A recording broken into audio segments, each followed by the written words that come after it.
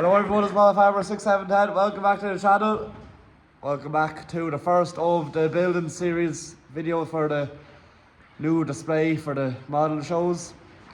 This one we're getting ready for Moria model show, which is on the 26th and 27th of October. So time is ticking, it's nearly the 1st of October here now, so less than a month to go, and we are way behind schedule, but not to worry, we're always behind schedule, so we're well used to it. So we'll show you guys what we're working with and what we're trying to do with the deadline we have and how little time we have too. So myself and Daniel here, we've been busy enough now throughout the last few evenings. As you see, the first thing we're after advancing on, I suppose, is the insulation. Mainly just to achieve the hills and slopes and a bit of a terrain throughout the scene, just to improve on a few things rather than us having a flat board. As you see, we have a 8x4 sheet cut into 3 pieces for ease of transport. As you can see there, they split away and you can use it for transport. Daniel was doing a lot of the I suppose I had a clip in there. We were using an angle grinder with a sanding disc, and it made a savage job and saved a lot of elbow work. So, Daniel, do you have any other words to say? Well, I suppose we're going for a bit of a beef farm. We've a bit of a dip in the road here. Thinking of doing a bit of a forest up this direction. Bit of silage going on here, Stephen, I suppose. Yeah, we have a bit of a, as you put the camera closer, we have a bit of a scene, or a bit of a slope descend in the field, yeah. And then coming up this direction, we're gonna have maybe a bit of a round feeder. Tell them about the shed here as well. And then, yeah, a big Dutch barn, kind of cubicles for beef, isn't it? And a bit of its feed lane at the front here. Open feedlot. Kind of similar to what the previous model farm was, if you remember, when I had the 2 double Dutch barns and the milking parlour, if you remember that. And then Daniel came up with the idea of having the little outdoor, kind of a bit of a feed area where the cattle can exit from the shed into a little closed off corner of the field with, you know, pigtails and a bit of wire and a feed. The only thing is, it could change in the morning. A ring feeder, yeah, but we're just trying to settle on an idea, to be honest with you. This lagoon. Yeah, lagoon here, which we should have fully trapped with water. Bit of a lane here coming from the tillage field, which is going to be just one big tillage field here. As you see, we have a large enough slope. Mainly, we'll be honest with you, we had a bit of an accident here. A piece of the insulation broke off, so we said we'd try save it. So hopefully it'll work out, Dan. Yep. Other than that, there's a bit of a machinery shed going here, and that's just dividing. That'll be the field, and then just a general kind of maybe the bale bale stack, yeah. Because I think I have a Caltech 10 bale on the way, so we might have the Caltech drawn in bales into here, but we're a bit too early to be talking about machinery setups for now. But we'll keep working away. We'll call that for a night. It's nearly 10 o'clock there now, so we'll have to do a good bit there this evening. So yeah, catch us on the next one.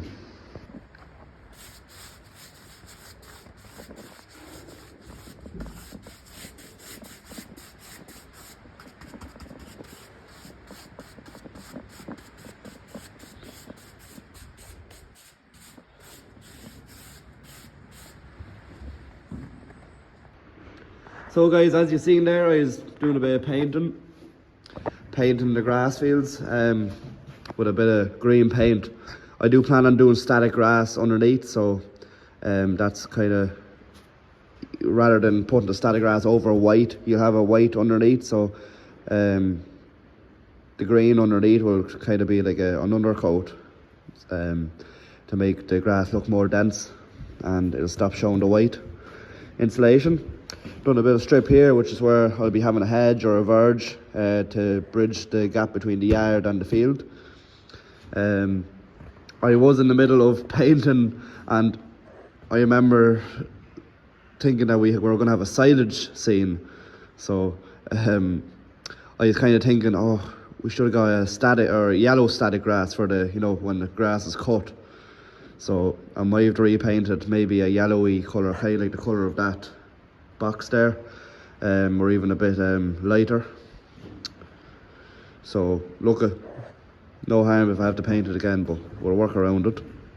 But should have not been rushing and just thought about it a bit more. Here I'll have to do a bit of paper mache here to smoothen this gap out a bit. I have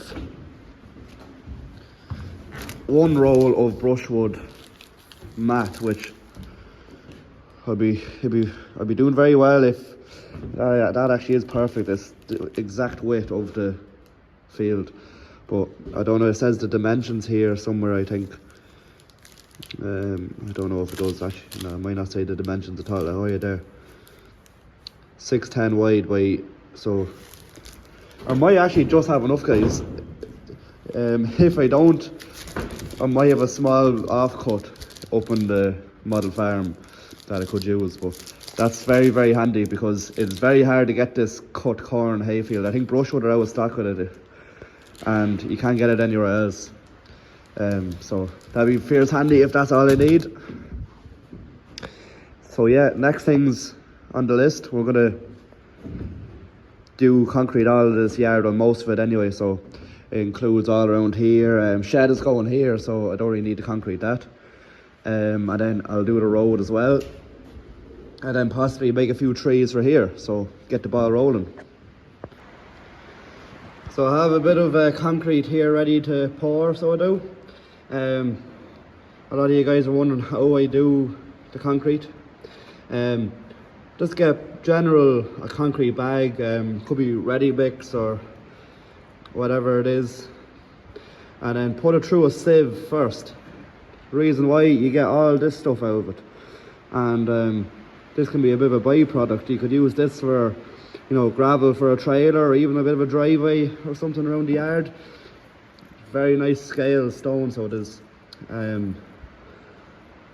So that's another little byproduct I suppose you could use. But yeah, here's the concrete. It has to be very thin. Mix it with a bit of water. Have it not too ruddy, but then just nice enough. And then you have to add a bit of PVA to it. I usually just eyeball it, to be honest with you. I put in about 2 or 3 tablespoons for a small bit like this. You're better having more than having less, just so it can stick together. That's the whole idea of it. But yeah, this is going to cover all this area here, so I usually just pour it around and then spread it out with the brush. I'll give you a quick little demonstration here now. As you see there, that'll dry within a few hours or so, generally a day, and it'll come up like a lovely concrete yard in real life. So that's the method I've always used, even for the sheds, like the walls of the sheds. A lot of you guys are asking, do the same method for painting the walls of the sheds. Now it's a bit messy now, but I think it's the best technique. A lot of people do use grey paint, but they don't have the same texture as real concrete would, with the little granules, and just the same texture really, to be honest with you. But it is messy, but I think it's the best method. And just like that, guys, concrete all laid, or poured shall I say. There's a bit of a gap here, so I just bridged it off. There'll be a shed going here, guys, so that's nothing to worry about. But yeah, came up very nice. It actually paints on fierce well on top of the insulation for some reason compared to the board. For some reason, I think it's because it's just a better material, pretty much. And this insulation, I got it off a man I know, and there was these little pecks here and stuff, which I was kind of a bit worried about at the start, and then Daniel said, you know what, it actually make good texture for the concrete, like old concrete yard, and to be chunks of it. So that's kind of what happened here, and actually, to be honest, to my surprise, it came up bloody well, so it did. And even tried to get the lines in it too, so this will be kind of the old part of the yard, this will be kind of the new part. But it will be decorated. I will be roughing it up with a bit of gravel, a bit of dirt, and a few other bits and pieces. So that's the crack. I'm going to work on this little track here now and the lagoon, and I'm going to try find a bit of static grass. I ordered a bit of static grass there off Temu, but it hasn't came yet, so I was hoping for it to be here today, but unfortunately not. And then I might lay down this mat as well. That'd be a good achievement now, and do the road. So a lot to keep me going for the moment, anyway, for the time being. So we'll get going. So to be honest with you guys, I've done a lagoon before for a school project, funny enough, and I'm basically just going to put down this is a bit of a bin bag. I'm going to put it right down and use a bit of hot glue and ready mould it down into with the ground, and it will hold water. So come to the model show, Moria or whatever it is, whatever show I'm at the time, I could put in a bit of water, bring a bottle of dirty water with me or something, and make out slurry. So yeah, hopefully that goes to plan. So I'll try this here now, and it'll obviously fit a lot better than the way it is there now.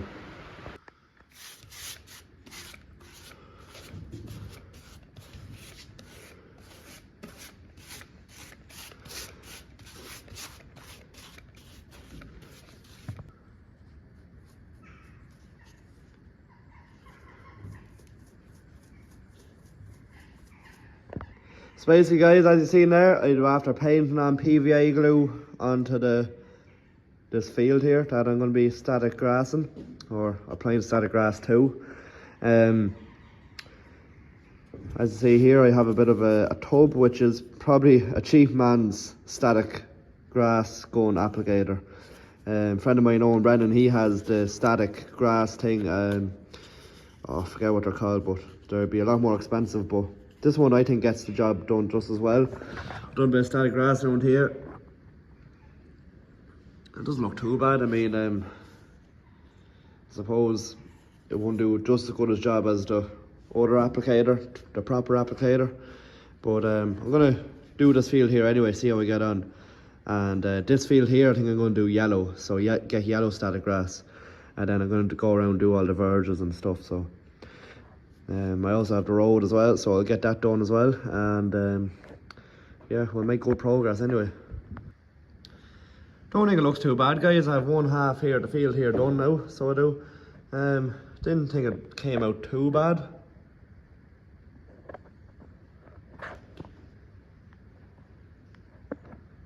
It looks a bit better now in person, to be honest. The camera doesn't really pick up all the particles standing up, but there's a few sticking up and all that there, so I don't think it does too bad of a job. It's definitely better than the grass mat, which is what I was going to use, but you know, thank God we're using the grass mat. So it's coming out well, in fairness, in my opinion. We'll keep on going.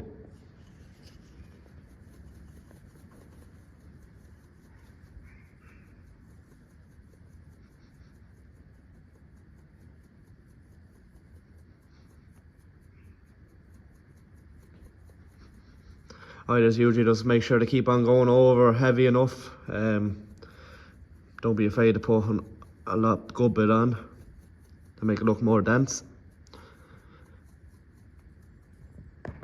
It's like putting salt on your chips, you know, you want to have plenty of it on, you know what I mean?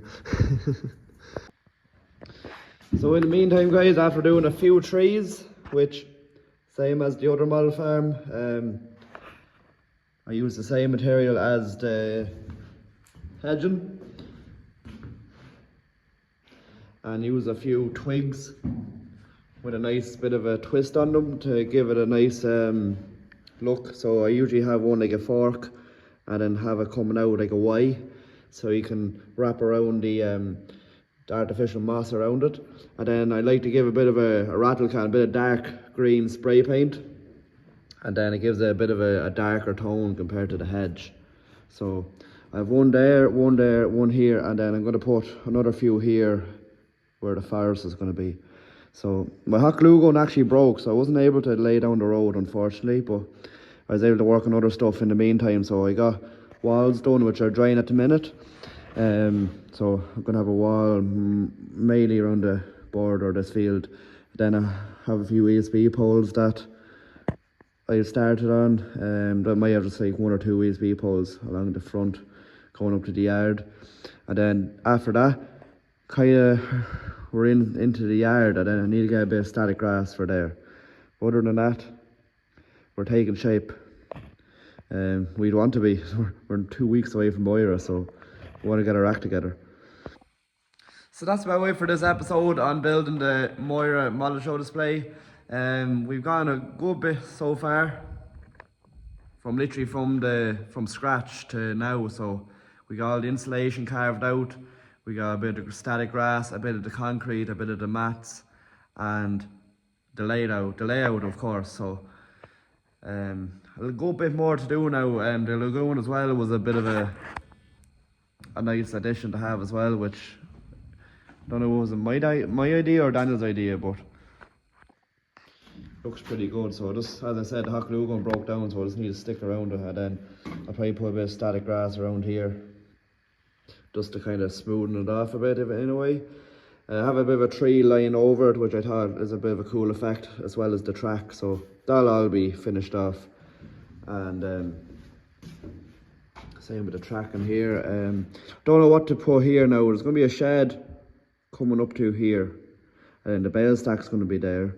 So I don't know if should I have a wall coming the whole way, or would there be too much of walls? Like, because I'll have a wall there, so maybe I should put a hedge or even a fence. I think a hedge would be nearly nicer, or maybe a hedge and a fence, but who knows? Who knows? We'll have to see. I have a lot of static grass left over anyway. So yeah, I suppose the biggest job left is to build that shed, but once I have the H-irons, they'll fly through it.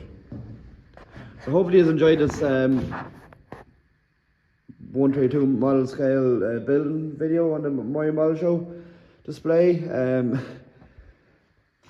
Bit of a tongue twister that one, but let me know guys in the comments below, what do you think we should feature? What do you think we should add on? You know, maybe something in the yard, should we maybe change something? Or if you have a really good bright idea guys, or any idea at all, please comment it down below, and if it's a real good idea, we might be able to feature the idea in the build. So we'll keep a look guys, and if you did enjoy the video, please like, comment and subscribe, and I'll see you again in the next video. Bye for now.